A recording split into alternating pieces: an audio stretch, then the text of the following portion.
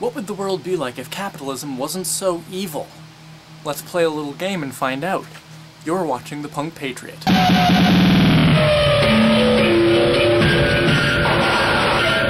Today I'm launching my Entrepreneur Challenge! I'm going to attempt to prove that capitalism can be good for all parties involved. And dare I say it, even fun? Sounds crazy, right? Well, perhaps it is. What sparked all this? Well, a long while ago, a certain progressive radio show asked its audience, half-jokingly, to create a certain t-shirt design, which they described rather abstractly. I said to myself, "Self, you make t-shirts. You should be all over this." And I went and took that abstract jibber-jabber and turned it into reality. Because in my mind, I was thinking that I would help promote their radio show. I included in the design the web address to their radio show. Through certain means, I was able to make sure that the hosts of the show saw a photograph of the shirt that I'd created, which was displayed publicly online. The hosts lauded my work. Soon, other fans of the show started commenting that they wanted to purchase a copy of this shirt. So I created a listing on Etsy.com to make that shirt available to sell. Shortly after I'd created that listing, these supposedly progressive,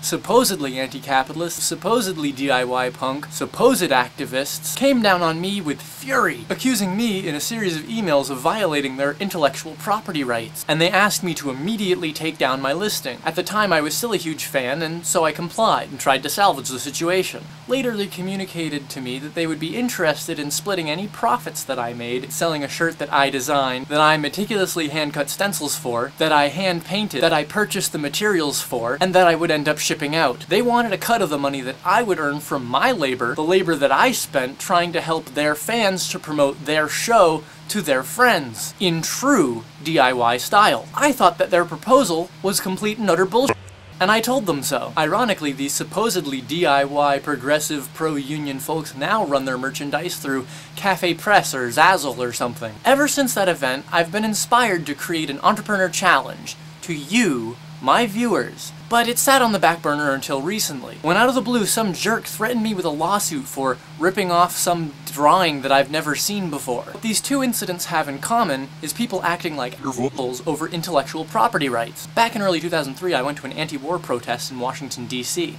I took with me a banner that read, "Who would Jesus bomb?" It was a turn of phrase that I myself coined, having recently moved from Texas. Me and my friends marched around the mall carrying the banner and showing it to other anti-war activists, and people loved it. A few months later I saw "Who would Jesus bomb" bumper stickers and t-shirts being sold on the internet. Now I could have been a dick about it, complaining that they were making money off of something that I came up with. I see it as a victory. I was able to create something that affected the nation's consciousness. Isn't that ultimately the goal? I don't do this to make money. I do this to make just enough money that I can afford to keep doing this. By the way, the donations are extremely appreciated.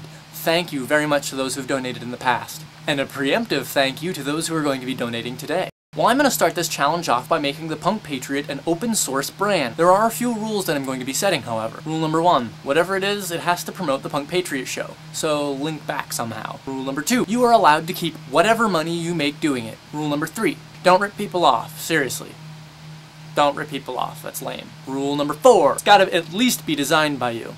I have a very strong preference that it be handcrafted by you as well. Rule number 5, no Zazzle and no Cafe Press. I've already had people approach me about making Punk Patriot merchandise, about reprinting the scripts for my videos in self-published zines. I include the scripts for my videos over on my blog, and reselling my shirts in storefronts from people that order in bulk. Well, now you have my permission. Nay, encouragement. You've been watching The Punk Patriot. To life, liberty, and pursuit of a less f***ed up government.